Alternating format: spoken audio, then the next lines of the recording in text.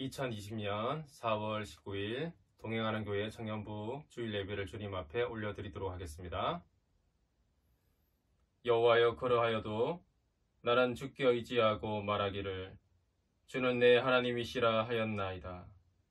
나의 앞날이 주의 손에 있사오니 내 원수들과 나를 핍박하는 자들의 손에서 나를 건져 주소서. 아멘. 전능하신 하나님 아버지, 지금 우리와 함께 하시는 주님을 찬양합니다. 우리의 앞날이 주님의 손에 있음을 고백합니다. 이 시간 우리가 어디에 있든지 예배하는 그곳에 성령으로 함께하여 주시고 영과 진리로 주님을 예배하며 나아갈 때 하늘에 속한 신령한 복으로 우리 가운데 충만하게 임재하여 주시옵소서. 감사드리며 예수님의 이름으로 기원하옵나이다. 아멘.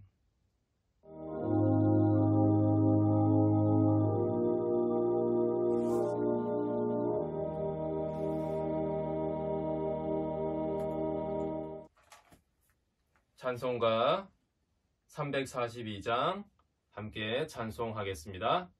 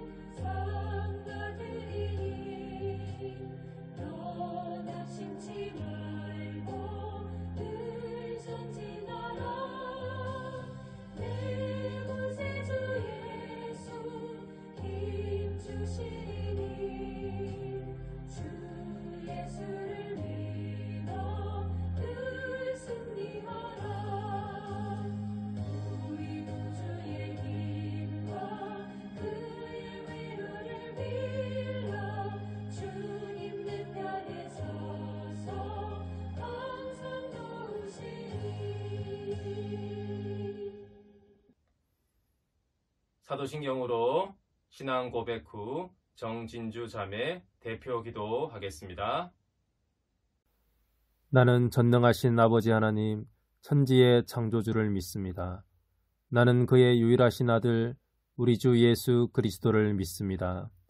그는 성령으로 잉태되어 동정녀 마리아에게서 나시고 본디오 빌라도에게 고난을 받아 십자가에 못 박혀 죽으시고 장사된 지 사흘 만에 죽은 자 가운데서 다시 살아나셨으며 하늘에 오르시어 전능하신 아버지 하나님 우편에 앉아 계시다가 거기로부터 살아있는 자와 죽은 자를 심판하러 오십니다. 나는 성령을 믿으며 거룩한 공교회와 성도의 교제와 죄를 용서받는 것과 몸의 부활과 영생을 믿습니다. 아멘. 사랑의 하나님, 이 시간 온라인으로 청년부 예배를 드리고 있습니다. 아직 낯설지만 각자의 자리에서 진심을 다해 기도와 찬양을 드리고 하나님의 뜻을 열망하는 시간이 되게 해주세요. 세계적 질병이 사회를 혼란스럽게 하고 있습니다. 힘든 시기를 겪고 있는 많은 사람들을 위로하여 주세요. 늘 연결되어 있던 사회가 많은 것들을 멈춰야 하는 지금, 평소 잊고 지냈던 소중한 것들, 주변 환경을 생각하며 반성하게 하시고 각자의 신앙이 바른 방향으로 가고 있는지 더욱 돌아보게 해주세요. 주님의 뜻을 헤아리기엔 너무나도 작은 우리지만 낙심치 않게 하시고 주님 뜻에 합하여 살도록 인도해 주세요. 예수님 이름으로 기도드렸습니다. 아멘. 하나님께서 오늘 우리에게 주시는 말씀은 마가복음 2장 1절에서 12절 말씀입니다. 마가복음 2장 1절에서 12절 말씀을 읽도록 하겠습니다. 수일 후에 예수께서 다시 가버나움에 들어가시니 집에 계시다는 소문이 들린지라 많은 사람이 모여서 문 앞까지도 들어설 자리가 없게 되었는데 예수께서 그들에게 도를 말씀하시더니 사람들이 한 중풍병자를 4사람에게 메어 가지고 예수께로 올세 무리들 때문에 예수께 데려갈 수 없으므로 그 계신 곳에 지붕을 뜯어 구멍을 내고 중풍병자가 누운 상을 달아내리니 예수께서 그들의 믿음을 보시고 중풍병자에게 이르시되 작은 자야 내 죄 사함을 받았느니라 하시니 어떤 서기관들이 거기 앉아서 마음에 생각하기를 이 사람이 어찌 이렇게 말하는가 신성 모독이로다 오직 하나님 한 분 외에는 누가 능히 죄를 사하겠느냐. 그들이 속으로 이렇게 생각하는 줄을 예수께서 곧 중심에 하시고 이르시되 어찌하여 이것을 마음에 생각하느냐. 중풍병자에게 내 죄 사함을 받았느니라 하는 말과 일어나 내 상을 가지고 걸어가라 하는 말 중에서 어느 것이 쉽겠느냐. 그러나 인자가 땅에서 죄를 사하는 권세가 있는 줄을 너희로 알게 하려 하노라 하시고 중풍병자에게 말씀하시되 내가 내게 이르노니 일어나 내 상을 가지고 집으로 가라 하시니 그가 일어나 곧 상을 가지고 모든 사람 앞에서 나가거늘 그들이 다 놀라 하나님께 영광을 돌리며 이르되 우리가 이런 일을 도무지 보지 못하였다 하더라. 아멘. 인생의 장애물을 만날 때 라는 제목으로 하나님의 말씀을 같이 나누도록 하겠습니다. 누구나 다 인정할 수밖에 없는 진리가 있습니다. 인생을 살아가다 보면 반드시 장애물을 만납니다. 인생에는 고난이 있다는 것입니다. 그리고 삶은 쉬운 게 아니라 힘든 것이라는 진리입니다. 이것은 신앙이 있는 사람이든 그렇지 않은 사람이든 다 마찬가지입니다. 모두에게 해당하는 인생의 진리입니다. 그러나 인생의 장애물과 고난을 겪고 난 후의 모습은 사람마다 다를 수 있습니다. 어떤 사람은 인생의 장애물을 통과하고 나서 더 나은 모습, 더 성숙한 인격, 더 능력 있는 사람, 더 지혜로운 사람이 되기도 하고 또 어떤 사람은 그 반대가 되기도 합니다.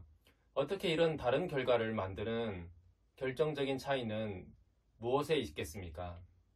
여러분도 잘 알다시피 자신에게 찾아온 인생의 장애물을 어떻게 이해하고 받아들이느냐에 따라 달라집니다. 즉, 나 자신의 반응의 차이입니다. 오늘 본문은 저에게 굉장히 의미 있는 본문이기도 합니다. 왜냐하면 제가 신대원에서 영성 수업을 들으면서 기도했던 본문이며 이 기도 가운데 제가 주님을 새롭게 만났기 때문입니다. 이를 통해서 저의 연약함과 한계를 넘어갈 수 있는 힘을 얻게 되었습니다. 그 당시 저는 사역자로서의 한계를 실감하며 깊은 무력감에 빠져 있었습니다. 캠퍼스 선교단체 간사로 8년 정도를 사역한 후에 늦은 나이에 신대원에 들어갔습니다. 체력적으로, 정서적으로 탈진한 상태로 공부하기 위해서 신대원에 입학했다기보다는 저는 요양차 입학한 상태와 같았습니다. 대학생 사역을 하면서 만난 학생들 중에는 인간극장 같은 힘든 청년들이 꽤 많았습니다. 집이 너무나도 가난해서 컨테이너 박스에서 살아온 학생도 있었고요. 치아가 뒤틀리고 있는데도 치과를 갈 돈이 없어서 그대로 방치해야 했던 그런 학생도 있었습니다. 알코올 중독 아버지로 인해서 고통당하는 학생도 있었고요. 어릴 적 어머니, 아버지 두 분 다 자신과 누나를 버리고 떠나간 그런 사연을 가진 학생도 있었습니다. 심지어는 아버지가 자살한 학생도 있었고 또 어머니가 피살당한 학생도 있었습니다. 저는 복음이 주는 위로와 소망으로 학생들을 도와야 할 위치에 있었지만 환경과 상황이 하나님보다 더 크게 보였고 이들을 돕기엔 나의 모습은 너무나 무력해 보였습니다. 그래서 하나님에게 저는 간절히 매달릴 수밖에 없었습니다. 물론 감사하게도 그렇게 하나님께 매달리며 또 기도하는 가운데 은혜 가운데 그 친구들과 함께 부대끼며 소망을 붙들고 어두운 터널을 헤쳐 나오게 되었습니다. 그러나 살 얼음판을 걷는 것과 같은 그런 지난 8년의 시간들은 제가 감당하기엔 너무나 힘겹고 무거웠습니다. 그 시간들 속에서 발견한 저의 연약함은 더 이상 사역자의 길을 가기엔 나는 부적합하다라는 결론을 내리도록 만들고 있었습니다. 오늘 본문에서 4명의 친구들이 중풍병자를 예수님께 데려가려 했지만 사람들이 길을 막고 있어서 갈 수 없었습니다. 저 역시 학생들을 예수님께 데려가야 했지만 여러 장애물들을 넘어서 데려가기엔 저는 너무나 부족하고 힘이 없다고 생각되었습니다. 장애물 앞에서 어찌할 바를 몰라 멈춰있는 침상을 맨 4사람이 바로 저의 모습이었던 것이죠. 여러분은 인생의 장애물을 만날 때 또 신앙적인 측면에서 믿음의 장애물을 만날 때 여러분은 어떻게 반응하고 있습니까? 사람들은 장애물을 만나면 2가지 반응을 보입니다.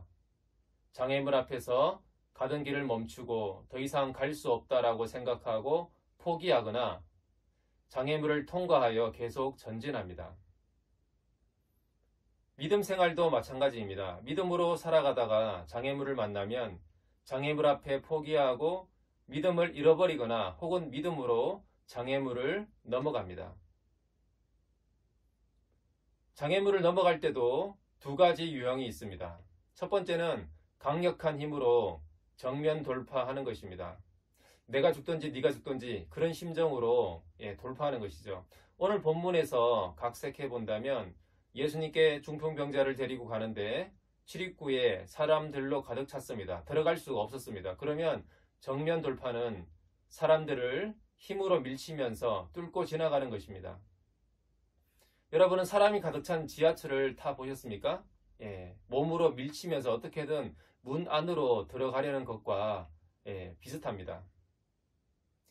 장애물을 넘어가는 2번째 방식은 우회하는 것입니다. 군사 용어이기도 한데요.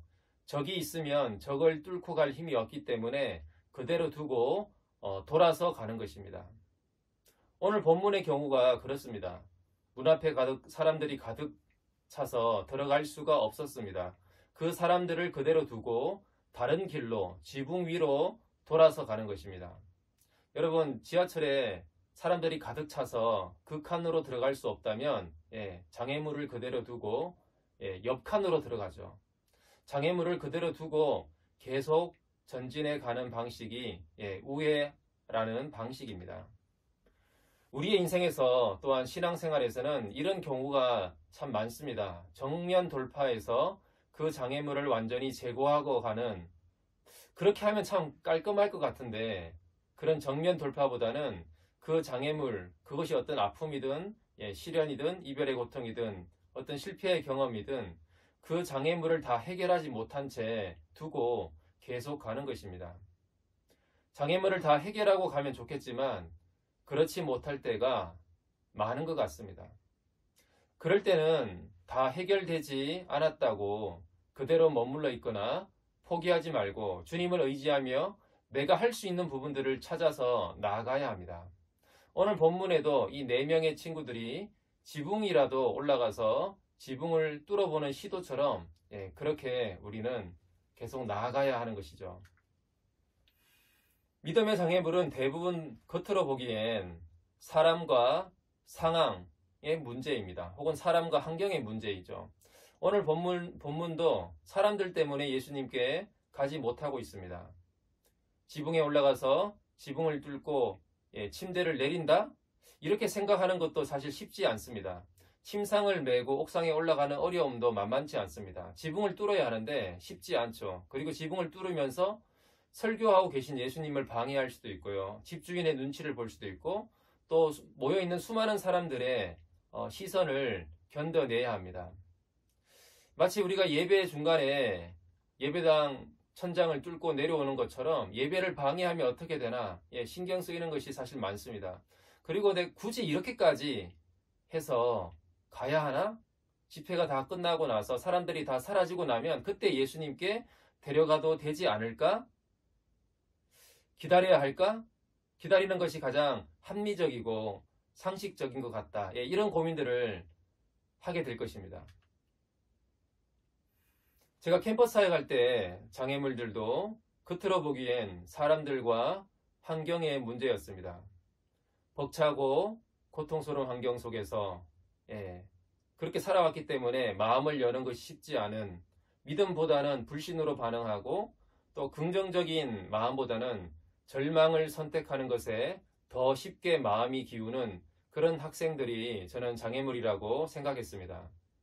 이런 학생들과 힘겨운 상황 속에서 내가 사역을 잘 해갈 수 있을까? 과연 변화가 일어날까? 내가 무엇을 할 수 있을까? 이런 생각들이 저를 항상 괴롭혀 왔습니다. 그런데 정말 근본적인 장애물은 사람들과 환경의 문제가 아니라 그것을 바라보는 나 자신의 마음이라는 것을 점점 깨닫게 되었던 것이죠. 신대원 수업을 들으면서 영성 훈련 시간에 이 본문으로 기도하면서 내 친구들처럼 중풍병자를 예수님께 데려가서 낫게 해주고 싶은데 데려갈 수 없는 그런 상황에 절망을 느끼는 저 자신을 발견했습니다. 나도 중풍병자와 같은 그런 학생들을 예수님께 데려가고 싶은데 이런저런 장애물들로 데려갈 수 없을 것 같은 그런 무거운 마음이 저를 짓눌렀습니다. 저는 그래서 주님께 그렇게 계속 고백하고 기도했습니다. 나는 이 친구들을 주님께 데려가기에는 너무나 부족합니다. 거대한 벽 앞에 선 느낌이었고 그런 절망의 감정들이 저를 감싸고 있었습니다. 오늘 본문 5절에 보면 예수님은 그들 중풍병자를 메고 온 이 네 사람의 믿음을 보시고 중풍병자의 죄를 사하고 병을 고치셨는데 과연 주님은 당신이 일하실 만한 믿음을 내게서 보십니까? 내게서 주님은 믿음을 보십니까? 이렇게 부족한 저에게서 과연 믿음이라는 것을 주님은 보고 계십니까? 이런 생각들이 계속 들었습니다. 그래서 기도 가운데 주님께 물었습니다. 주님이 보실 만한 믿음이 저에게 있기는 한 겁니까? 저는 주님도 보실 게 없다라는 그런 전제로 주님께 질문을 던졌습니다. 그래서 그런지 주님은 아무런 응답이 없었습니다. 그래서 기도 가운데 저는 질문을 바꿔서 질문을 다시 던졌습니다. 주님은 내게서 무엇을 보십니까? 주님은 정말 내게서 무엇을 보십니까? 이렇게 질문을 던졌는데요. 그 순간 주님이 믿음을 본다라고 저에게 분명히 말씀해 주셨습니다. 그래서 저는 그때 깜짝 놀랐어요. 나는 스스로 믿음이 없는 사람이라고 생각했는데 주님은 그런 내게서 믿음을 보신다라고 말씀하시는 것이 저는 너무나 새로웠습니다. 그런데 주님과의 대화의 그 느낌이 불만족스러움이 생겼습니다. 그래서 제가 스스로 생각하기를 주님이 내게서 믿음을 보시긴 보시는데 믿음이 너무나 부족해서 불만족스러워 하시는구나. 이 네 사람들처럼 지붕을 뚫고 행동하는 그런 담대한 믿음을 갖기를 원하시는구나. 그렇게 저는 결론을 내렸습니다. 그리고 나서 기도 후에 피드백하는 시간에 저를 멘토하시는 분이 저의 이런 이야기를 나누었을 때 그렇게 말씀해 주셨는데요. 그거는 불만족스러워하는 그것은 주님이 아니라 본인 스스로 느끼는 감정입니다. 그러니까 내가 나 스스로에 대해서 불만족스러워하는 감정이라는 것이죠. 저는 주님이 나에 대해서 불만족스러워한다. 나의 믿음에 대해서 불만족스러워 하신다라고 생각했습니다. 저는 주님을 오해했었던 것이죠. 그래서 이 이야기를 다른 사람들에게도 나누는데 다른 사람들도 모두 그것이 맞다라고, 그것이 당연하다라고, 내가 나 스스로의 믿음에 대해 가지는 불만족스러운 감정이라고 동일한 이야기들을 다 해주었습니다. 그래서 저는 내가 정말 나 스스로를 정말 잘 볼 수가 없구나. 역시 다른 사람들의 이야기를 잘 들어야 하는구나. 그러면서 저는 생각이 전환이 되었습니다. 내가 나 스스로를 보는 것과 주님이 나를 보는 것이 달랐던 것이죠. 나는 나 스스로를 믿음이 없고 부족하고 연약하고 불만족스럽게 생각을 했습니다. 그런데 주님은 내게서 믿음을 보시는 것이죠. 내가 나를 보는 것과 주님이 나를 보시는 것이 다르다라는 것을 제가 그때 알고 정말 주님이 나에게서 믿음을 보시는구나라는 그 주님의 말씀을 제가 믿고 점점 받아들이게 되었습니다. 그러면서 제 마음 안에 그런 생각이 들더라고요.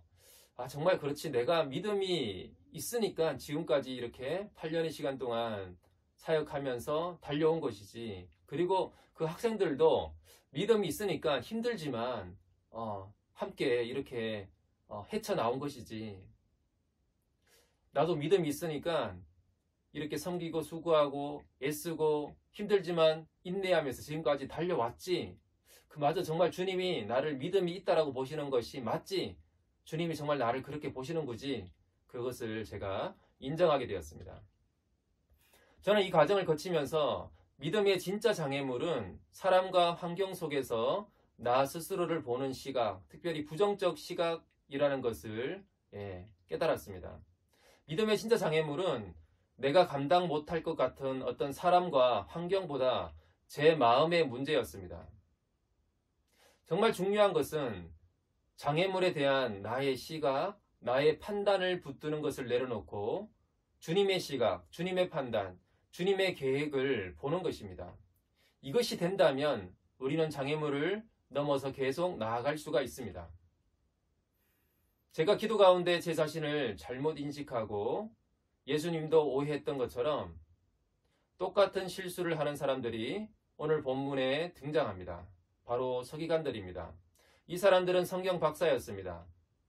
예수님이 중풍병자에게 제사함을 받았느니라 라고 선언하시자 바로 하나님 한 분 외에 누가 능히 죄를 사하겠느냐, 신성모독이라고 반박합니다. 오직 하나님만이 죄를 용서하실 수 있다라는 신학적 정답을 이들은 너무나 잘 알고 있었습니다. 그러나 그들의 좁은 확신이 성육신하신 하나님을 거부하게 만들었습니다.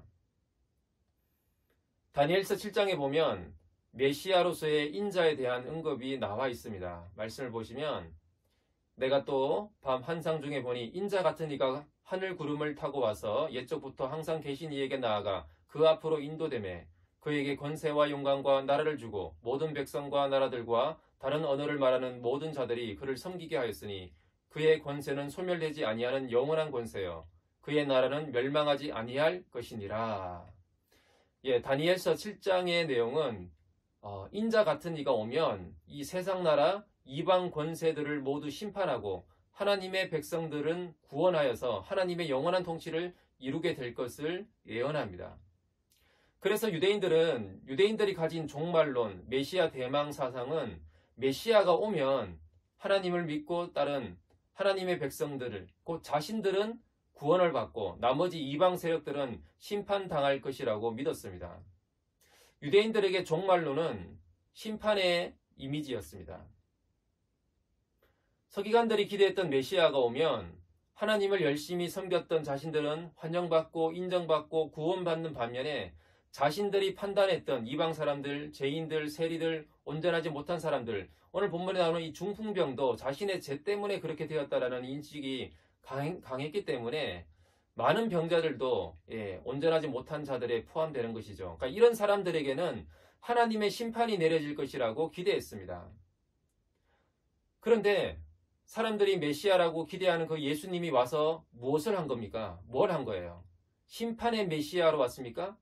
아니죠. 마가복음 1장의 설교들을 기억하십니까? 내용 아시죠? 예수님은 치유자로 오셨잖아요. 그 사람들을 고치고 치유하고 귀신을 내쫓고 사람들을 회복시키는 그런 일을 하셨잖아요. 그리고 오늘 본문에도 회개하지도 않은 이 중풍병자에게 뜬금없이 제 사함을 받았다라고 용서한다라고 그렇게 말씀하고 있습니다. 그러니까 서기관들이 보기엔 하나님께 적대 세력이라고 생각했던 부류의 사람들, 죄인들, 이런 사람들을 예수님이 받아주시고 용서하시고 친하게 지내시는 거예요. 그리고 서기관들, 메시아가 오면 자신들을 인정해 줄 거라고 기대했는데 웬걸요? 앞으로 더 보시면 알겠지만 예수님께 계속 이 서기관들과 바리새인들은 예수님께 계속 욕을 얻어먹고 있습니다. 서기관들이 기대했던 메시아랑 예수님은 너무나 달랐던 것입니다. 신학자들은 이 다니엘서 7장에 이 심판의 메시아로 오시는 이 장면을 예수님의 재림의 때의 장면일 것이라고 말합니다. 2000년 전에 예수님의 초림 때 그 메시아의 모습은 치유자였고 용서자였고 죄를 용서하시는 그런 하나님이었지만 마지막 재림 때의 예수님은 유대인들이 기대한 것처럼 하나님의 백성들을 구원하시고 세상에 대해서는 심판하시는 분으로 오실 것입니다. 그러나 오늘 본문에 이 서기관들은 자신들의 좁은 신학적 확신이 스스로에 대한 교만을 낳았고 성육신하신 예수님을 거부하게 만들었습니다. 우리도 어쩌면 치유하고 우리의 죄를 사하시고 용서하시고 우리를 한없이 사랑하시는 하나님보다는 심판하시는 하나님의 이미지가 더 각인되어 있는지 모르겠습니다. 제가 그랬던 것처럼 주님이 너에게서 믿음을 본다라고 말씀하시지만 그 믿음은 너무 약해서 주님도 불만족스러우실 거야. 저에게 하나님은 너는 무엇인가 항상 부족해 보인다라고 그렇게 말씀하시는 이미지였습니다. 그런데 여러분, 복음이 무엇이겠습니까? 내가 나를 바라보는 것과 주님이 나를 바라보는 것이 다르다는 것입니다. 저는 믿음이 없어요. 이렇게 말하지만 주님은 내가 너에게서 믿음을 본다라고 말씀하신다는 것이죠. 우리는 때로는 주님께 저는 죄가 많아요. 저는 용납받을 만한 사람이 아니라고 그렇게 말하지만 주님은 그런 우리에게 이미 너를 용서하였고 너는 사랑받는 존재라고 그렇게 보신다는 것입니다. 나는 할 수 없다라고 생각하는 그런 나를 보지만 주님은 성령 안에서 너는 능히 할 수 있다라고 그렇게 말씀하신다는 것이죠. 내가 나를 보는 관점을 포기하고 주님이 나를 바라보시는 것을 받아들이는 것이 그것이 바로 복음입니다. 예전 교회에서 제가 청년부 사역을 할 때 수련회 갔을 때 한 청년이 이렇게 저에게 말을 했습니다. 세상은 우리의 능력을 보고 평가합니다. 우리가 능력이 있으면 우리를 환영하지만 능력이 없으면 우리를 거부합니다. 그래서 자신은 능력을 갖추어서 인정받고 싶은 갈망이 있습니다. 이런 얘기를 한 적이 있습니다. 우리들 안에도 다 그런 마음이 있을 것 같습니다. 능력을 갖추는 것 자체는 좋은 것입니다. 단지 능력으로 평가하는 이 세상의 치열함 속에서 비교의식에 허덕이면서 정작 중요한 가치들을 상실하고 있는 것이 나쁜 것이겠죠. 능력은 지금 현재 나의 모습을 전부라고 판단합니다. 지금 현재 내가 가지고 있는 그 능력으로 나의 모습을 결정짓습니다. 그래서 우리 자신을 볼 때 끊임없이 내가 해낼 수 있는 능력이 있을까? 좋은 성적을 낼 수 있을까? 시험에 합격할 수 있을까? 사업을 잘 해낼 수 있을까? 직장 생활이나 인간관계들을 내가 정말 잘 해낼 수 있을까? 내가 얼마만큼 능력이 있을까? 이것을 자꾸만 들여다보게 만듭니다. 그러니까 항상 우리는 기대에 못 미치는 자신을 발견합니다. 내가 얼마만큼 해낼 수 있을까? 이렇게 자신의 능력에 초점을 맞출수록 우리는 롯데월드에 있는 그 자이로 드롭처럼 업다운 업다운 되는 반복적인 삶, 흔들리는 인생을 살게 될 것입니다. 인생의 장애물을 만날 때 우리는 그 장애물을 해치우고 나갈 수 있는 그런 능력을 갖추고 싶어 합니다. 그런 능력을 달라고 기도합니다. 저 역시 그런 기도를 참 많이 했던 것 같습니다. 문제를 해결하고 어려움을 해결할 수 있는 능력, 사람들이 인정할 수 있는 능력, 저 역시 그런 능력을 갖추어야지 어려운 친구들을 도울 수 있고 사역자로서 성공할 수 있다고 생각했습니다. 그런데 인생을 살면 살수록 우리 인생에게 다가오는 장애물은 능력으로 돌파하는 것이 아니라 믿음으로 넘어간다라는 것을 점점 깨닫게 됩니다. 우리 인생에서 대부분 실패하는 경우는 능력이 부족했다기보다는 믿음이 부족했기 때문일 때가 사실 많습니다.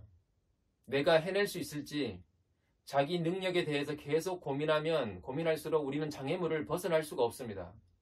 오히려 하나님이 하신다, 하나님이 나를 도우신다는 믿음을 가질 때 우리는 그 장애물을 넘어갈 수가 있는 것이죠. 능력은 그 다음의 문제입니다. 사실 하나님은 우리가 얼마나 능력이 있는지에 대해서는 별 관심이 없으십니다. 우리가 가진 능력은 그분이 가진 능력에 비해 아무 쓸데없기 때문에 그렇습니다. 하나님이 가진 관심은 우리의 능력이 얼마인지가 아니라 능력 많으신 하나님이, 정말 능력 많으신 그 하나님이 어떤 일을 하실 수 있는지에 대한 믿음입니다. 중풍병자를 메고 왔던 내 친구들은 사람들을 뚫고 지나갈 능력은 없었지만 예수님이 중풍병을 치유할 수 있다는 믿음이 있었습니다. 예수님께만 가면 우리의 이 친구, 중풍병 걸린 이 친구가 치유될 수 있다는 믿음이 있었습니다. 예수님은 그런 우리를 거부하지 않을 것이라는 믿음이 있었습니다. 이 믿음이 많은 사람들은 뚫고 지나갈 수는 없었지만 지붕에 올라가서라도 예수님에게 더 가까이 가겠다. 사람들이 욕할지 모르겠지만 지붕에 구멍을 뚫어볼 수는 있겠다. 이 중풍병자 이 친구를 침대 그대로 한번 내려보자. 장애물을 우회해서 예수님께 계속 나아가게 만들었습니다. 믿음은 나는 할 수 없지만 하나님이 하실 수 있기 때문에 그 하나님께 포기하지 않고 계속해서 나아가는 것입니다. 우리는 다윗의 영웅적인 이야기들을 잘 알고 있습니다. 대표적으로 다윗과 골리앗의 이야기를 잘 알고 계시죠? 어쩌면 우리는 착각합니다. 영웅적이고 용감하고 도전하는 다윗을 보고 정말 멋있다. 저런 용기와 믿음이 어디서 났을까? 다윗은 양치는 목동이었을 때부터 이미 곰과 사자를 쳐서 이기는 그런 엄청난 능력을 가진 청소년이었지. 나도 저런 용기와 믿음을 가지면 정말 좋겠다. 어벤져스 같은 그런 다윗을 닮고 싶다. 그렇게 우리는 생각합니다. 그런데 여러분, 정말 다윗의 시편들을 한번 보십시오. 다윗이 쓴 수많은 시편들을 한번 읽어보십시오. 능력 있고 대장부 같고 어벤져스 같은 그런 모습이 아닙니다. 오히려 질질 짜고 화내고 사람들과 상황을 보면서 불안하고 두려워하면서 자신의 연약함에 괴로워하면서 몸부림치는 다윗을 우리는 수도 없이 발견합니다. 시편 142편에는 다윗이 자신의 인생의 장애물 앞에서 이렇게 고백합니다. 세번역 보시면 나는 너무 비참하게 되었습니다. 내가 이렇게 부르짖으니 내게 귀를 기울여 주십시오. 나를 핍박하는 자들에게서 나를 건져 주십시오. 그들이 나보다 강합니다. 그러니까 저들이 나보다 강하다는 거예요. 나는 비참하다는 거예요. 하지만 그 시에서 다윗은 그러면서 하나님이 나의 능력이시고 나의 피난처이십니다. 그렇게 고백합니다. 다윗은 본인 스스로가 능력 있는 사람, 어벤져스가 되어서 장애물을 돌파한 것이 아니라 자신은 능력이 없고 자기의 대적들보다 훨씬 약하지만 저들이 나보다 더 강하지만 하나님이 나를 도우시고 하나님이 하신다는 믿음을 가지고 장애물을 우회해서 하나님께 계속해서 나아갔던 그런 믿음의 사람이었습니다. 여러분에게 인생의 장애물은 무엇입니까? 이성 문제일 수도 있겠죠. 인간관계 문제일 수도 있겠죠. 학업과 진로의 문제나 여러분 자신의 자존감의 문제 혹은 가정의 문제일 수도 있겠습니다. 여러분 각자가 느끼는 그 장애물에 대한 자신의 시각, 판단, 본인 스스로에 느끼는 그런 부정적인 마음, 그것들이 무엇인지를 한번 생각해 보십시오. 그것이 진짜 장애물입니다. 그것을 붙들면 안 됩니다. 인생의 장애물 앞에서 포기하거나 멈추어 버리지 마십시오. 믿음으로 장애물을 넘어가야 합니다. 주님이 물론 능력을 주시면 장애물을 향해서 정면 돌파할 수도 있습니다. 그러나 그렇지 못하더라도 장애물 앞에서 포기하고 싶은 또 부적합하다라고 느끼는 나 자신, 연약한 내가 보일지라도 주님은 그런 나를 전혀 다르게 보신다라는 것을 믿고 장애물을 우회해서라도 멈추지 않고 계속해서 주님 앞으로 나아가십시오. 그런 여러분을 주님이 거절하지 않으실 것입니다. 주님이 여러분을 반드시 도우실 것입니다. 이 시간 함께 기도하겠습니다. 하나님 아버지, 우리가 인생의 장애물들을 만날 때 그 앞에서 좌절하고 또 포기하고 연약한 우리 자신을 보면서 실망할 때가 많지만 그때 우리의 눈을 들어서 우리를 바라보시는 주님을 우리가 볼 수 있도록 도와주시옵소서. 우리가 우리 스스로를 바라보는 그 관점을 내려놓고 하나님께서 우리를 어떻게 바라보시고 우리를 어떻게 인도해 가실지, 하나님은 우리를 향해서 무엇을 행하실지를 바라보는 믿음을 가지고 나아갈 수 있도록 도와주시옵소서. 주님, 이 청년의 때에 살아가면서 우리에게 다가오는 수많은 인생의 장애물들을 믿음으로 넘어가는 믿음의 형제 자매들로 주님 인도하여 주시옵소서. 감사드리며 예수님 이름으로 기도합니다. 아멘. 네, 축도로 예배 마치고 우리 또 청년부 친구들의 안부 인사가 이어지겠습니다. 기도하겠습니다. 지금은 우리 주 예수 그리스도의 은혜와 하나님의 극진하신 사랑과 성령님의 감화감동 교통하심이,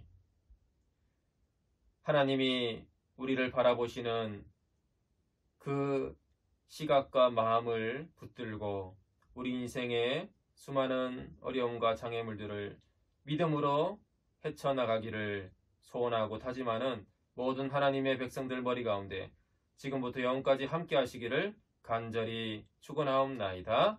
아멘. 안녕하세요 여러분, 청년부 양유빈입니다. 이번 주도 코로나로 인해서 온라인으로 예배를 드리게 되었는데요. 이럴 때일수록 세상 속에서 무너지지 말고 주님을 믿고 더욱더 의지하는 삶을 살아야겠다는 생각이 들어요. 이제 벌써 봄이 왔는데 저는 이제 마스크 사러 잠깐 산책하는 거 외에는 거의 집에서 생활을 하고 있어요.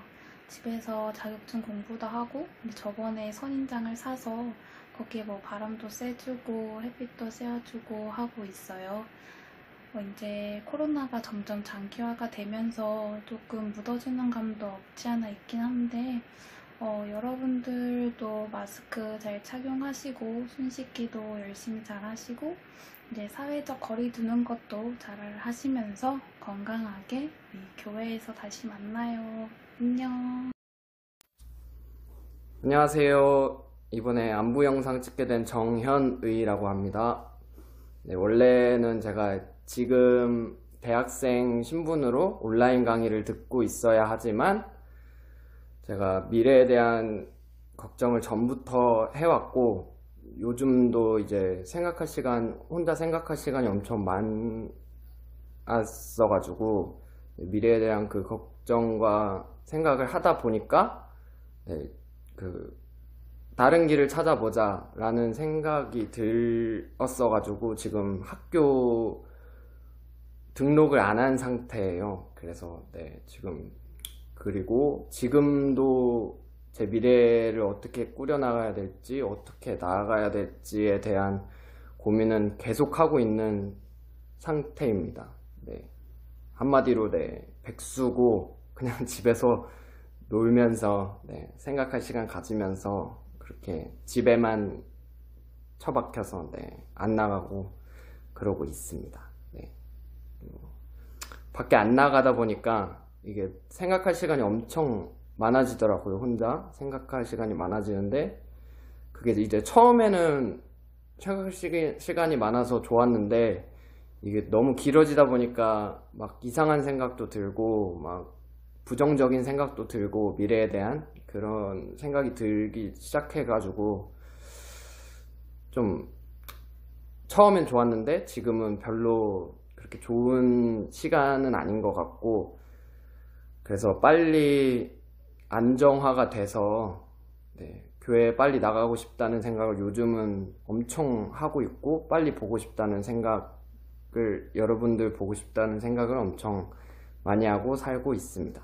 네, 그래서 지금 전보다는 많이 안정화되고 있는 상태인데, 이럴 때일수록 더 조심해서 네, 여러분들 건강한 모습으로 나중에 안정화 다 끝나고 네, 뵀으면 좋겠습니다. 네, 끝입니다. 청년 파이팅!